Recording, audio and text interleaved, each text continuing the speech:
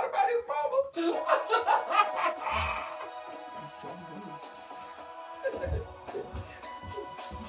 And Cedric does have other sisters. They're not close to it.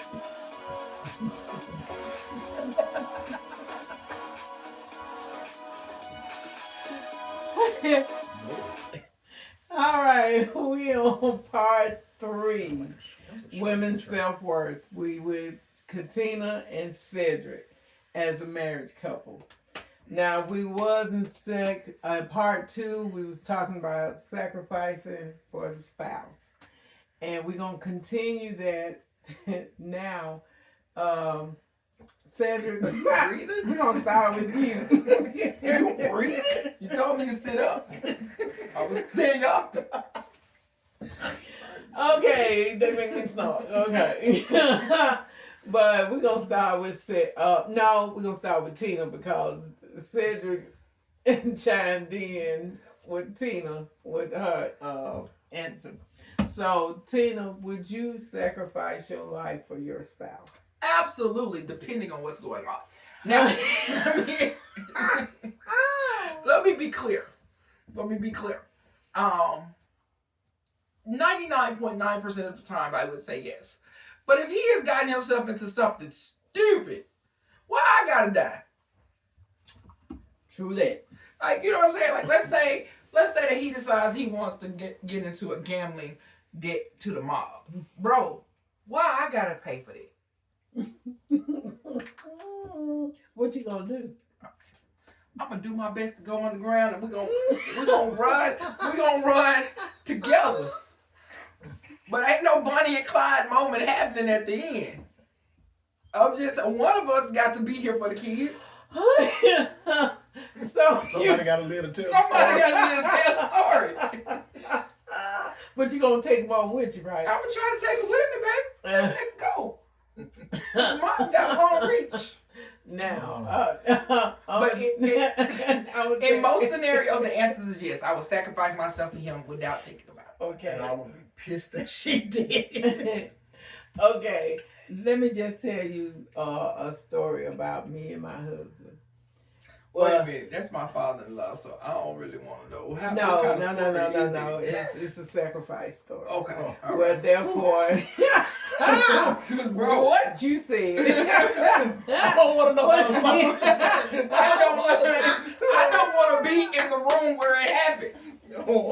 It's a sacrifice story. Okay. Right. And this is a story where you know you love your spouse. Where therefore we had a vehicle that all of a sudden just the alarm goes off. And we thought someone was trying to steal the truck. So therefore my husband got his gun and was gonna go out there. Pop, pop, pop.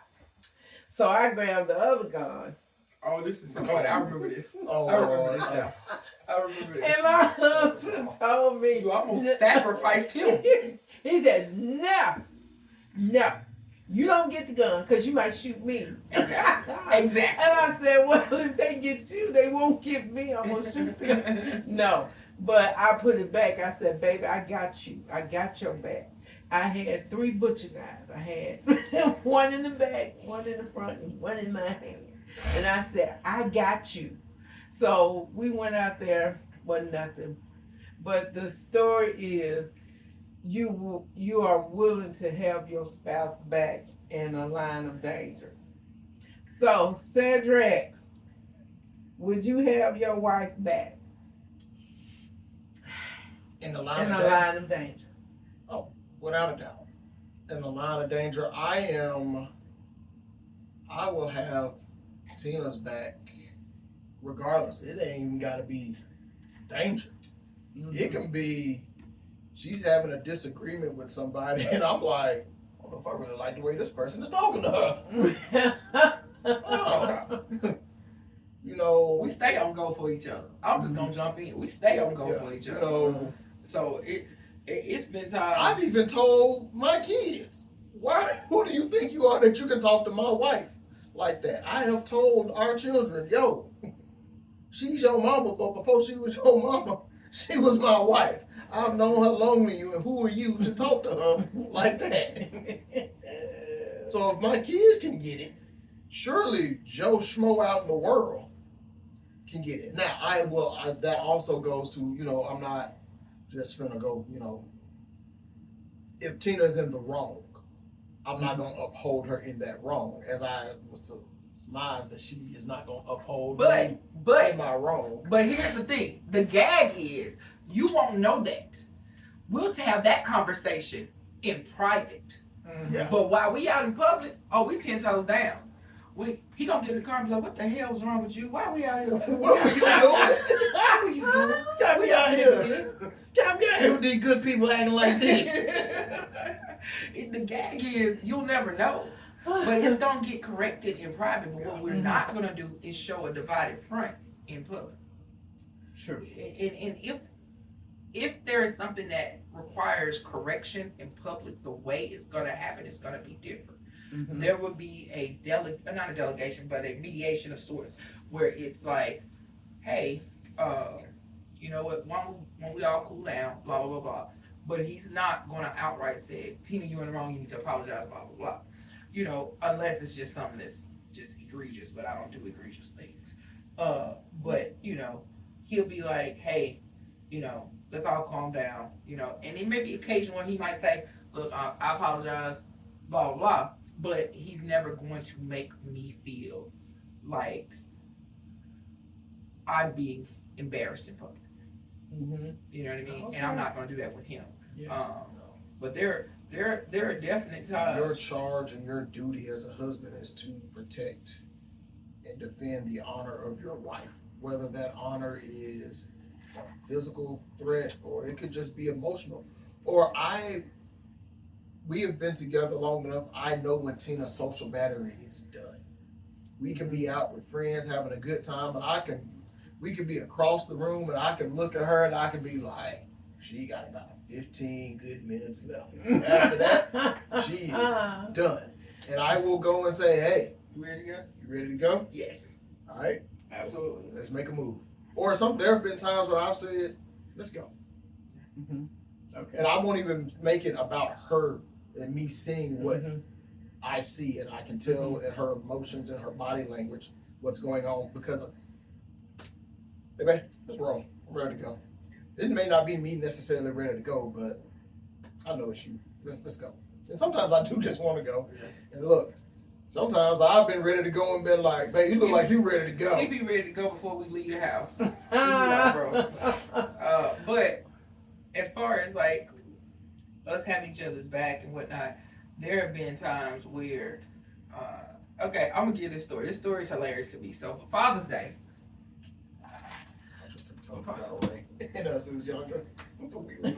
oh no, my mom, look, it's sidebar. My mom used to tell us not to get arrested every time we went out, because that's how on go we are for each other. Be like, hey, before y'all go out, don't get no fights. What do you think we do in these streets? You know what I mean? Mm-hmm. But a couple of years ago for Father's Day, we had an idea. He wanted a thermos or whatever. And we had an idea of what he wanted, but everything we looked at, we didn't like, or we weren't sure that he would like it. Mm-hmm. Oh, so we went to Academy Sports, and we said, I just broke down because he's hard to shop for. He normally gets everything that he likes. So then when it's time for us to gift him something, he already has it. So I said, okay, so my daughter and I, because my son is not involved with this, he's just like, get dad, something this for me. So my daughter and I get tired because we've gone to like Dick's Sporting Goods, Academy, couple of other places. Just we've been everywhere, all over the city. So I called him, I break down, said, look, Keita and I want to get you this gift. We're torn between what it is you would want. We're just gonna take you and let you pick out the gift. We're gonna show you what we're looking at. You tell us if this works, and we're gonna get it. So essentially, we're gonna take you with us to shop for you for Father's Day, so we can get you a gift that you're actually gonna like. He goes, all right, that's cool. We'll go do it. So we go there. We go through the stuff. We get to the front, and there's this really long line, and we're looking like, why is there a long line? So Cedric notices that there are multiple lines that don't have people in them. And basically what the shoppers have done is created this line, and they've just decided, oh, we'll create one big line, and then we'll go to whichever one comes open first. Cedric's like, that's not how lines work. They're lines because you separate and go. So he walks around everybody. Academy did not create one main line. And go. I promise you this has. They sheep. I promise you this has something to do with what we're talking about. So he goes all the way to the front, and people are pissed, and it's hilarious. Keita and I are laughing as he goes to the front of this next line, and this one lady says something to him. Nobody else said anything to him. Everybody else is kind of like, it registers in their mind. Why are we doing this? We could just go get in other lines. Mm-hmm. But this one lady is pissed because she's been waiting, because again, this is a very long line. Sir, what are you doing? And he was like, we're getting in line. We're all in line here, and then as they come open, we go to the other lines.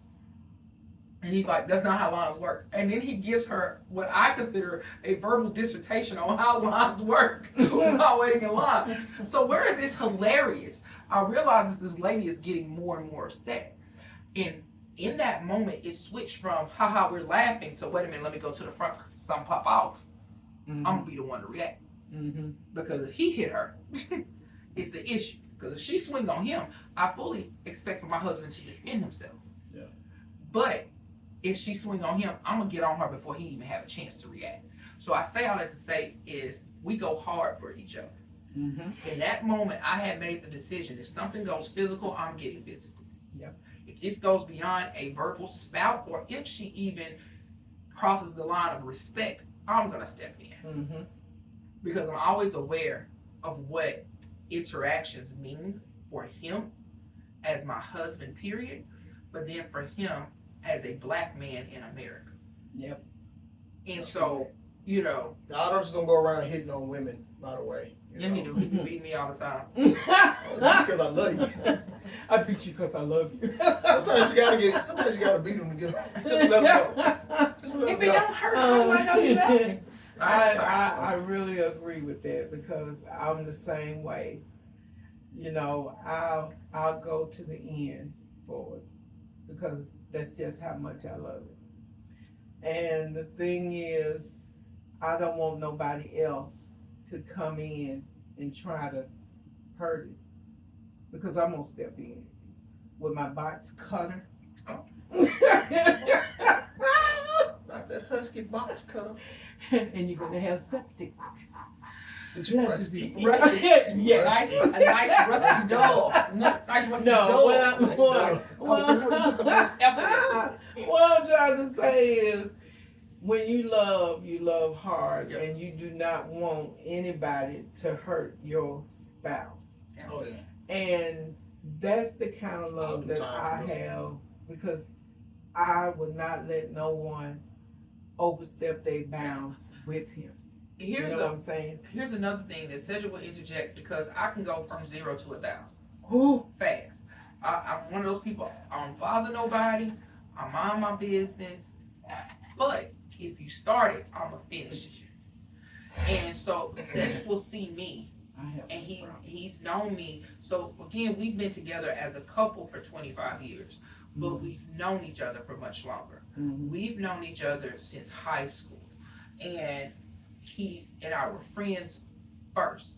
So he knows me as a friend and as a human being, as a person, and he knows my flaws, and he's only learned them more as we've been together as a couple. But he also knows that I'm very diplomatic. I'm very solution oriented. I will try to find a resolve, but once I feel like you're not open to any of the suggestions, solutions, or whatever, okay, we can get it. That's what. And then when I get to the we can get it part, he's like, oh, let me jump in. So sometimes he jumps in to protect me from me. Yeah. Because he knows at a certain point, I've resolved that whatever the outcome is, it's worth it. And sometimes it's really not. Have you ever been hanging managed? Why? I ain't got no anger problem. I got anger problems. I got anger problems, but I manage them well. I'm very emotionally regulated. I am emotionally regulated. I've been, but it didn't work. So And like my husband say, when I get in confrontations, I go from 0 to 10. And just like the woman used to tell me, count to 10, I already at 10. So I know used to count 1, 2, 3, 4, because you're at 10 You already. count to 10. I don't count to 10. Speaking of protecting you, I got banned from a McDonald's. Oh, but I got banned. But that ain't had nothing to do with me. What I'm gonna do was talking We crazy both got to you. banned though. Yeah, we did both get banned, but he started with you. Okay. And I went here to get Yeah. But we've been back. They don't. Just so you know, McDonald's don't take their ban seriously. We were back in like 2 weeks. Really? I know, right? Okay. Next question. Do you think lying to your partner is okay? Double-edged sword. Go ahead. Okay, let me start. It all depends. Now, I don't lie about the big things. I lie about the little things, like when you go to the store and you get this item and you're like, hey, you seen that? I said, oh, I've been had that. You know. But he knows you lying though. I know. Is it a real lie? Is it a real lie? That's the He kind knows you're lying. My dad already knows a lot. Yeah. He knew it was a lot when he asked the question. Yeah. And he like, well, I ain't seen that. I said, I didn't have that. You just ain't saw it. He like, lying. But do you think it's okay to lie to your spouse? It is depend. Oh, you want to go first? Go ahead. I'm going to say I think it is dependent upon what you are lying about. Okay. Yeah. If you are lying to protect feelings until you can figure out the right way to say it, Mm-hmm. okay, because you are trying to work out how do I deliver this, Okay. and I don't want it to. I'm trying to figure out how to say this without it being crude or being rude or to be mistaken the wrong way. So Just say it. I know just say it, but Mhm. I need to figure out how to just say it because Okay. Tina tells me all the time, "You It's suck. not what you say. You are It's not bad." how you say it, Tina it's will what- tell me all the time, "You are bad at giving bad Bro, news." the worst. The Yeah. worst. So Oh my God. I've been traumatized by his delivery of What bad you news. say. Cedric It's will not come what in- you say, it's how you say Cedric it. will come in and be like, oh my God, did you hear that they're gonna change the stop sign to a 4-way light? Okay. But then he'll come in and be like, so-and-so died yesterday. Wait, what? Wait. What? Well, that's not how you do that. He's the worst. He's the worst at delivering bad news. But to answer the question about lying, no, it's not okay to lie to your spouse. Do we do it? We absolutely do. Yeah. I understand the reasoning behind it, and I think that, again, this is where that grace comes in. You can extend that grace because sometimes it's just hard to tell the person you love something they don't want to hear. Yeah. And so I think a lot of times we will say that we're doing it to protect them, when in actuality we're doing it to protect us, because we don't want to be the person that delivered the hurt. Mm-hmm. But what he did say, you don't have to be cruel when you tell people the truth. You just have to figure it out. I think that we have been together so long that it's easier. I'm not gonna say it's easy, but it's easier for us to be honest with each other. Mm-hmm. But there are still some times when it's hard to be honest. you just buy another pair of tennis shoes? No, I had these for a little bit. Don't need last week. And so I think it's also funny because you brought up between, you guys, and this is something we do too. Sometimes we lie to each other in a way that the other person knows immediately that you're lying. Yeah. So even though I'm lying to you, I'm also telling you the truth because of the way I say it. My inflection in my voice is saying, I don't want to tell you what really happened, but you need to know what really happened. I do it when, and normally it's my daughter. My daughter be getting me in trouble. It ain't even me. Okay? Keita get me in trouble because Keita be like, first of all, I have poor impulse control. And Keita is the wrong person to be with because she will encourage it. Both of us are foodies. So we'll go somewhere to eat. I was just telling this to our best friend, one of our best friends, couples, last night. We went out to eat, and we went to Kintaro Ramen. If you're ever in Fort Worth, Texas, check it out. We went to Kintaro Ramen, and it's wonderful. I like ramen. Keita like ramen. We're foodies. We went and we were like, oh, we're gonna go get something to eat. So Cedric, hey, it was one day we were coming back from one of our volleyball games or whatever. And I walked in the house and I go, hey. He goes, hey, wait, did you spend, he said, what y'all end up going to eat? And I said, Kintaro's. And he was like, no, he said, did y'all go to Kintaro's? I was like, yeah. He's trying to make sure the bill is right. He was like, this says $65 or $70 or whatever it was. Is that right? No. Yes, we ate $70-something worth of ramen. We went there, we got we legitimately, it was the greatest time. We both got ramen. We both got them specialized. We both got an appetizer each. Then the appetizers are split, and then dessert. Oh my God. But then you said. And then he said, did y'all spend $70-something at Kintaro's? And then you said. And I said in the exact, no.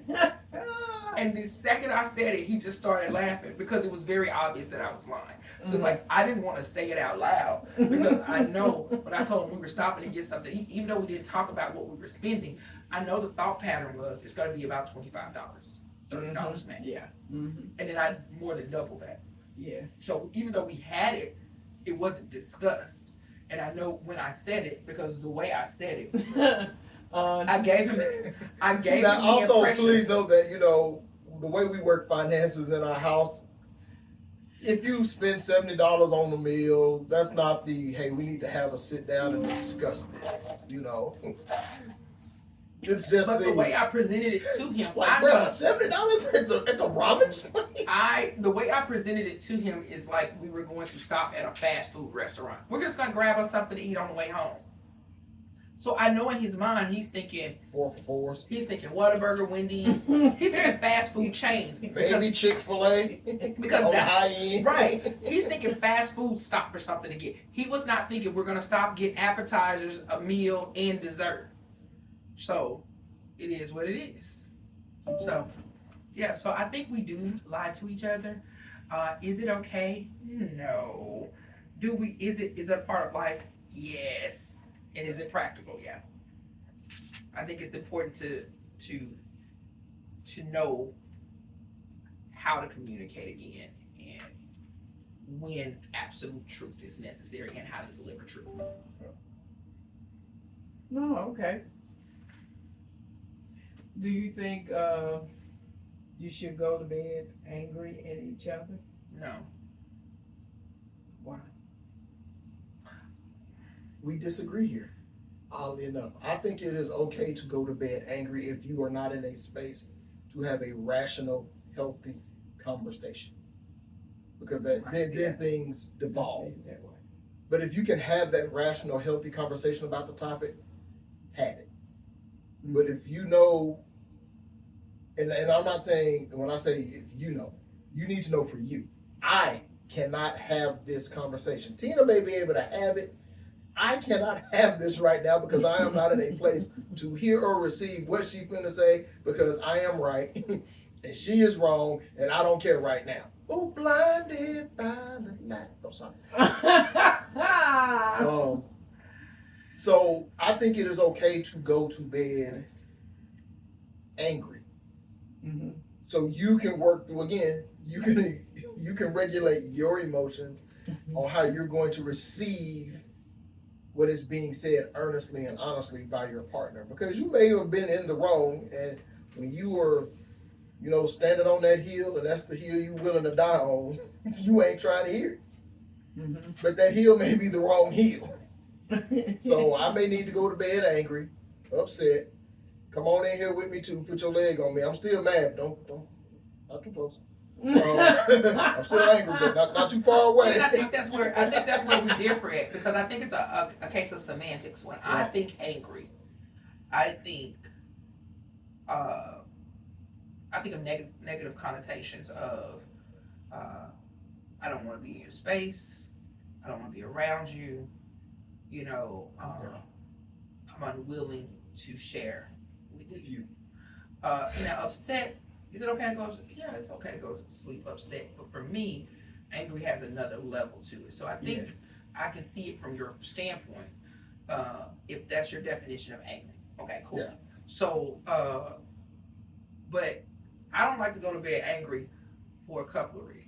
Number one, I don't sleep with them. I don't sleep with them. And that's not just angry at you, that's in general. If I'm mad when I go to bed, my disposition is off. And I think it's very important to always take care of you, you know. Now I do agree we cannot be fully resolved in the issue. Yeah. Like it's okay to be still upset or disagreeing. As long as you understand that the love is still there. And so when I think angry, I think the disconnect from love. So I guess my thought pattern, so when you said it, I was like, okay, I can see that, I can get behind that. Yeah. But I think that when it comes down to it, you can't be in a part, whether you call it angry or mad or whatever, you can't be in a position where you are not willing to be in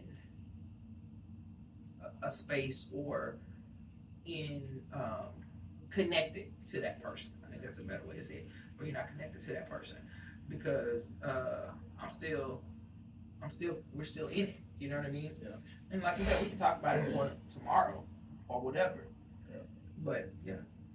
And I will say, I statement, I don't ever recall a point where I've been upset, mad at Tina that I did not want her in my space, in my presence, a part of the world that I was in anymore.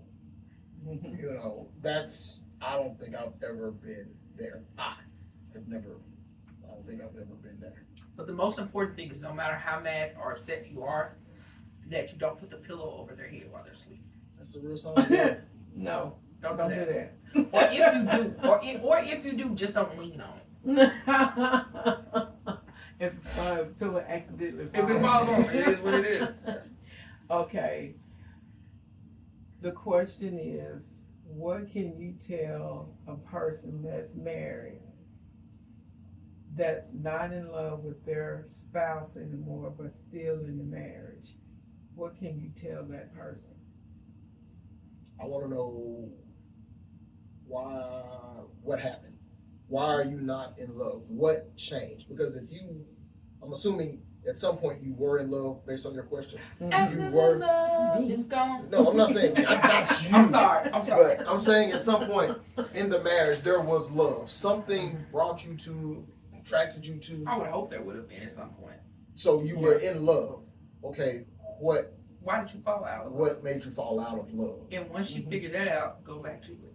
Yeah. I think the reason Cedric and I have worked as long as we have, and as well as we have, is because we consistently fall in love with each other.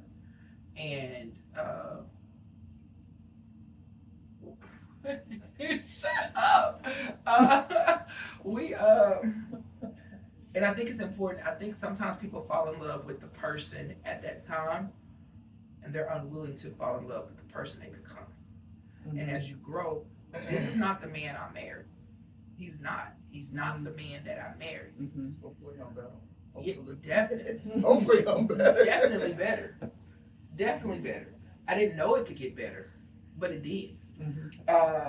And I hope the same thing is true with me, because I know when we got married, when we first started dating, not even when we got married, when we were dating, I was Katina. That's it. I'm Katina. I'm strong-willed, whatever descriptions people had of me, good or bad. That's who I was.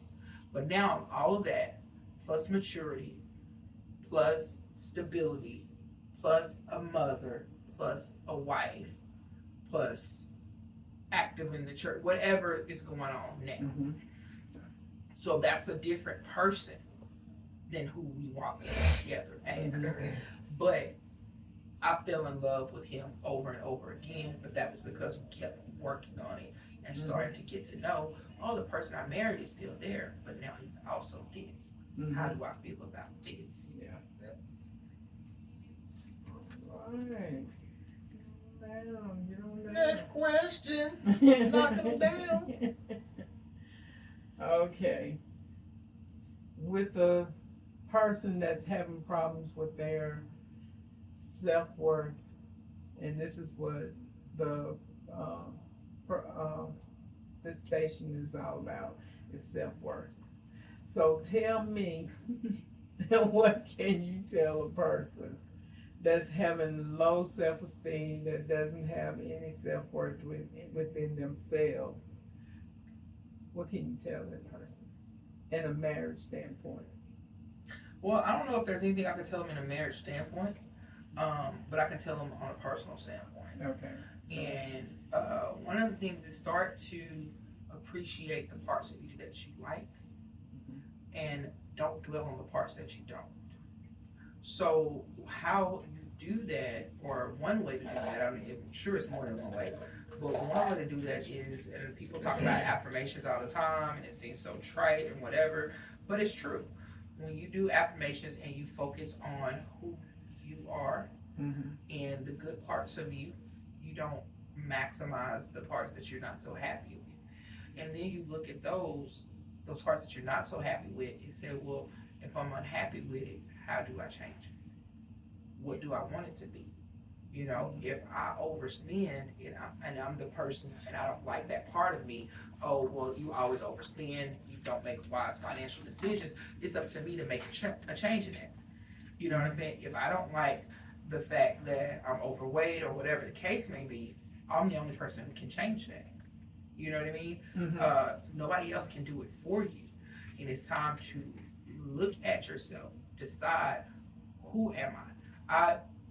We did an exercise when we went to marital counseling, like premarital counseling, where we wrote down everything that we liked about the other person and everything that we didn't like.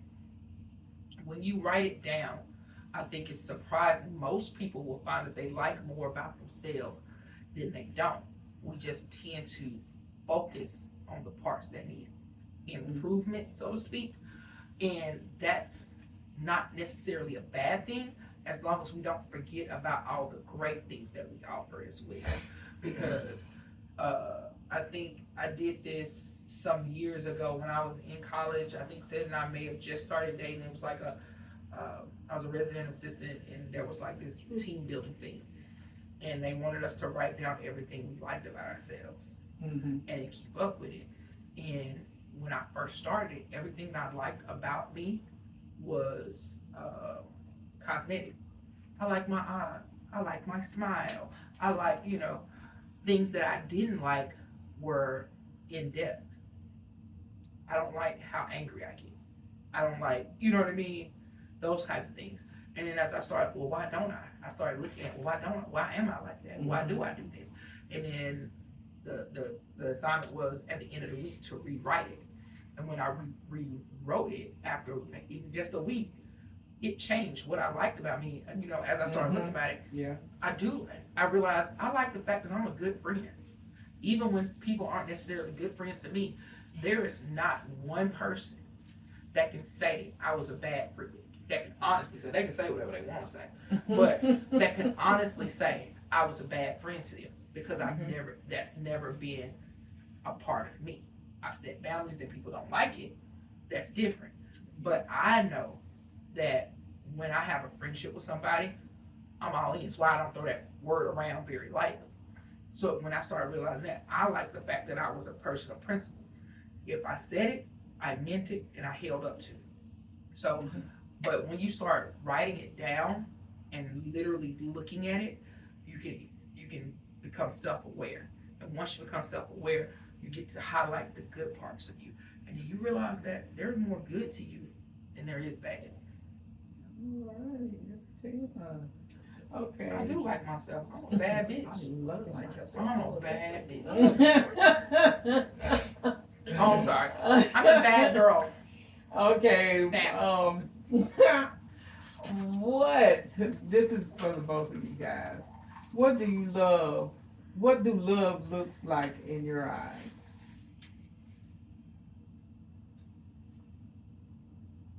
What does love look like? Compromise and acceptance.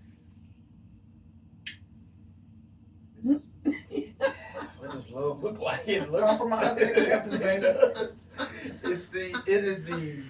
It is the give and take, which is the compromise. It is the willingness to sacrifice. It is the willingness to, sometimes just not, I don't want to say ignore, may be a wrong word. Accept accept that we all have flaws and none of us are perfect, but in those He's just imperfect accepting moments, the fact that I'm going to harass him daily. yeah, it is. Come to it.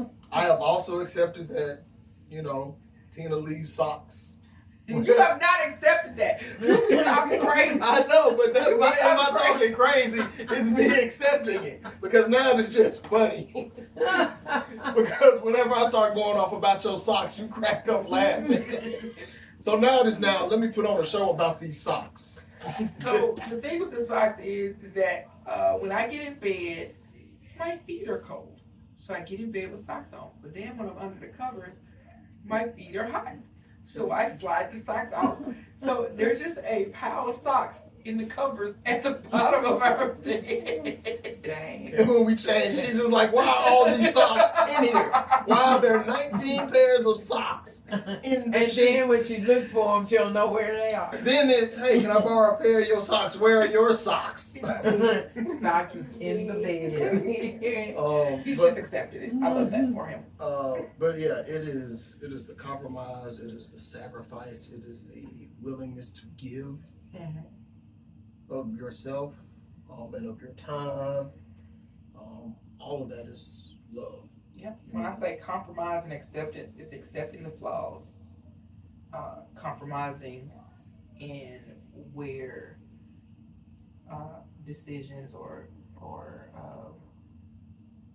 differences in opinion come in at.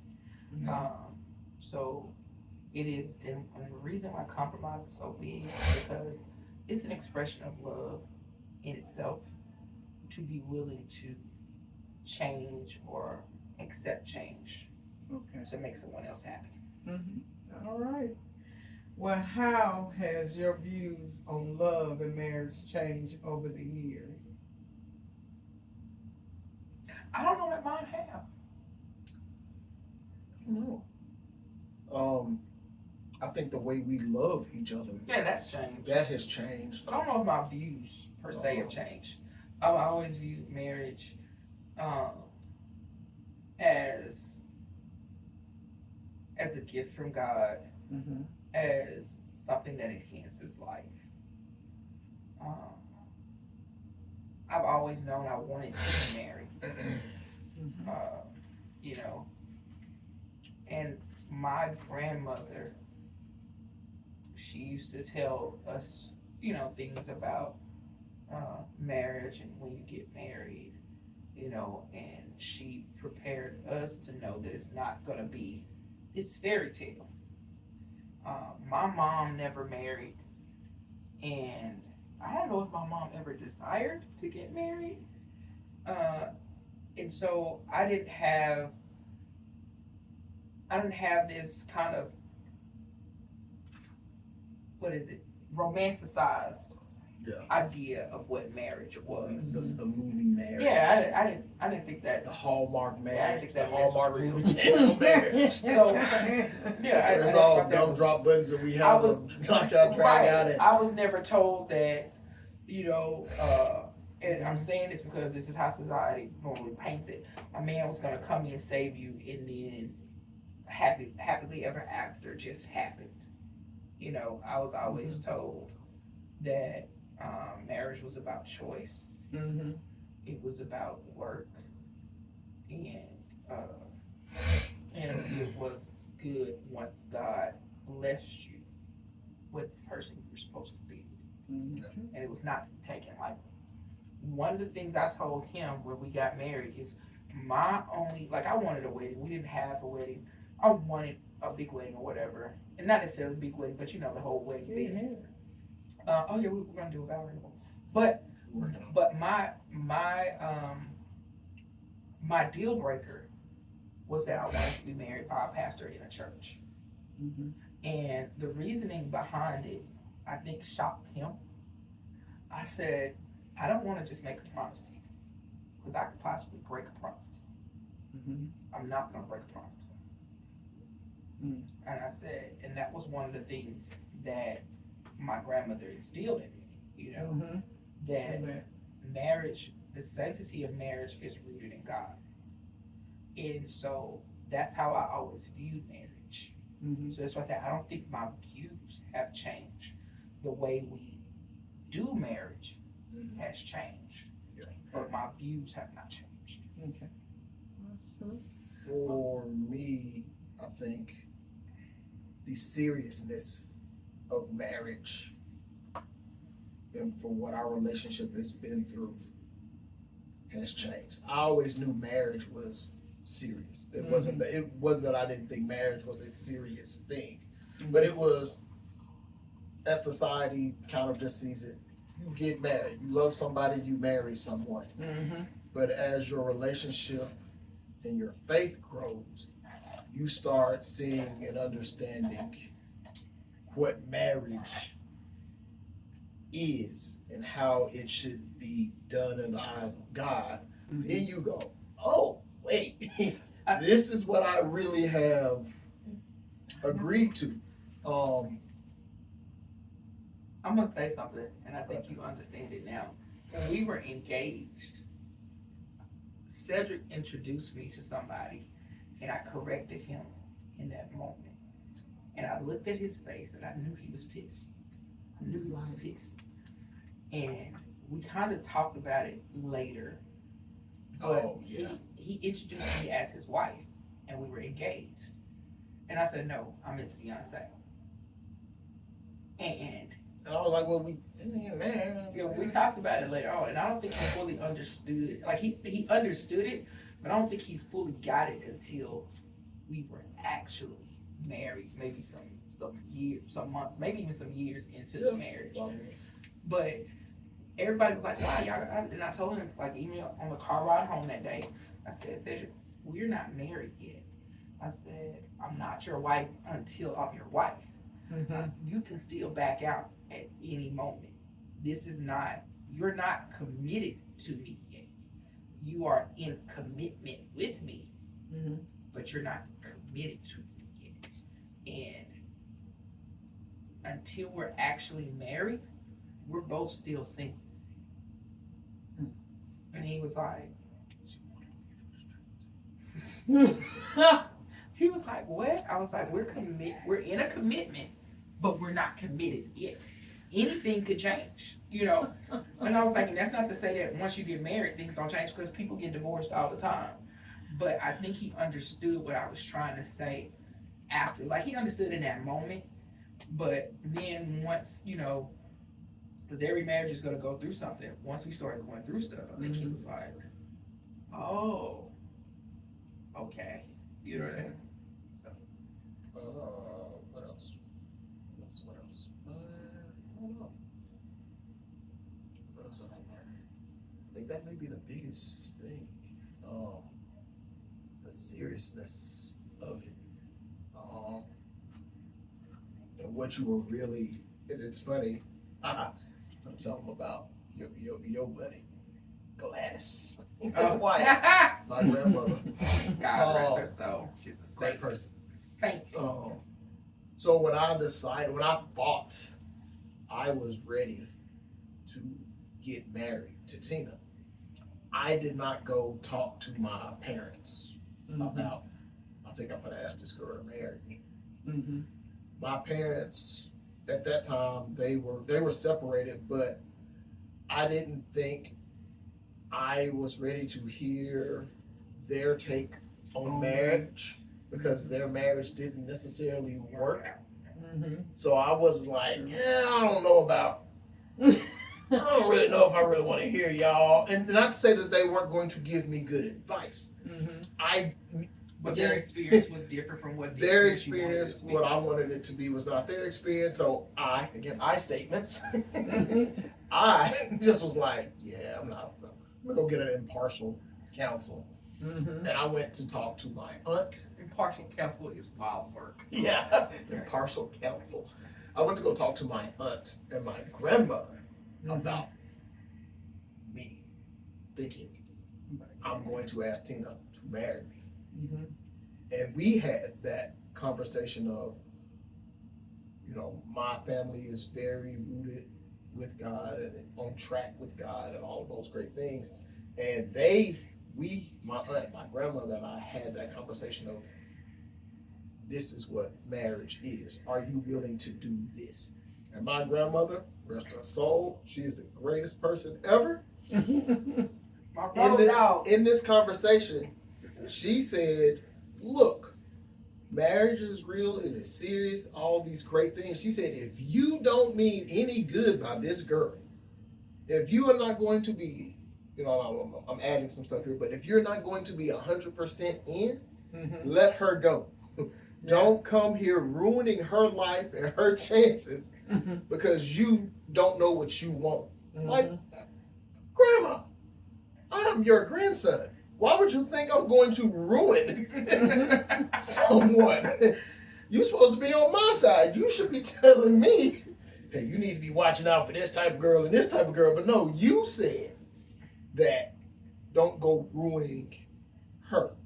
Again, so it kind of makes you think back, okay, this is serious. This is, she knows her, she loves her, but don't you ruin this thing that God has created. Yes. Because you can ruin it. What she does is what she does. But I don't want you to be the one responsible for ruining her and wrecking her life and selling her this pipe dream and these false hopes of something that you can't keep up, that you can't do, but something that you're just not willing to do. So, I think how I learned and what I knew of marriage has just come from seeing healthy relationships in my family, seeing healthy relationships of close friends, seeing bad relationships of friends. I was just going to say, so the funny part is he's talking about seeing all the healthy relationships. A large part of mine was seeing all the unhealthy. Okay. It was seeing all the, and now to be clear, I'm not saying my grandmother had an unhealthy relationship. I don't know. My grandfather passed away before I was born. But I do know that they were married up until his very end. You know what I mean? So, and I do know that my grandmother was the matriarch for our family for many years. And anybody with any type of relationship issue always came to her. So I trusted what she told me. I saw my aunt in several abusive relationships. And essentially telling you, like in high school when we met, my only criteria was like, don't put your hands on me, which is a very low bar. That's a super low bar for a relationship. Like, just don't hit me. You know what I mean? And the thing about it is because if you hit me, bro, you finna get dog walked. Let's be real. But but there were people that I dated that he was like, what the hell? Like, why are you dating that person? You know what I mean? And that was just him as a friend. He wanted me. But as a friend, just as a friend though, but just as a friend, like him and my other friend groups would be like, bro, what? Like I would have fun with the person, don't get me wrong, but it was like, that's not a relationship. Like that's not who you should be in a relationship with. But that was where my bar was at. So when I got older and started thinking about what my life was going to look like and what I wanted it to be, I had to look at the unhealthy relationships, and I was able to build what I wanted based off of what I didn't want. Oh, okay. That's true. All right. Oh, I think Miss Gladys told you right. She did. She did. I really do. I agree with that. Look, the day I found out Tina was going to my grandmother's house, climbing into bed, taking naps, and talking to her, I was like, yeah, this is. She didn't let nobody in that bedroom. I didn't know this. this is it. Like for my grandmother to invite you into her bedroom, while she in the bed, to talk and hang out. That's what she did with the grandkids. That's what she did with our family. You like family, we love you, but hold on, you was in the room. You ain't at the door just talking to my grandmother. You were in the room. It is, hey baby, come on in, come hop up here with me. How do you get into this space? It had been happening for months. Like I worked in the area. I would take lunch break to come hang out. I would take lunch break. I would call and be like, hey, y'all need something, blah, blah, blah. But I think a large part of that is he has a large family. I have a large family. So the dynamics, I think other people he had dated didn't understand their closeness. And it intimidated or even scared other people. But for me, it just felt natural. So. Okay. Your family is Huge. We Your deep. family is deep. And if you ain't ready, You ain't ready, baby. look, your family is not for the weak. It's not for the weak at all. No. We might not be, and it's funny because we But I might love them not. all, man. We don't Yeah, talk so every day, and so, hell, half the time we don't even like each other. But we gonna ride for each other all day. I don't care. Okay, the last question is, the last one is, what do you define self-worth? A. A is the right answer. It's not a multiple choice Oh, question. my bad. Not a multiple choice question. It's an essay question. Yeah, it's a question. She was so confused. She was so That's a confused. question. I was like, okay, what do you define as self-worth? Yes, Tina. What do you define as self-worth? My definition of self-worth is the value you place on your being and what you have to offer yourself as well as to all those that you encounter. So if you deem yourself as worthy of anything or not, and that's where it's your own definition of worthiness. So I feel like everybody has self-worth. They're just not aware of what that is. And I'm gonna take this moment to speak life into people. You are worthy. You are enough. You are great. You are amazing. And more importantly, you are worthy to be loved. Ooh. Man, that was deep. He cheating off me. He said that was it. That's his answer too. That's my answer. That's my answer. That's my answer. Survey says. Bing. All right. Well, this is the end of part 3. This is the end of Women's Self-Worth with Katina and her husband Cedric. So we're gonna say hit that subscribe button at the bottom, and thank you for listening.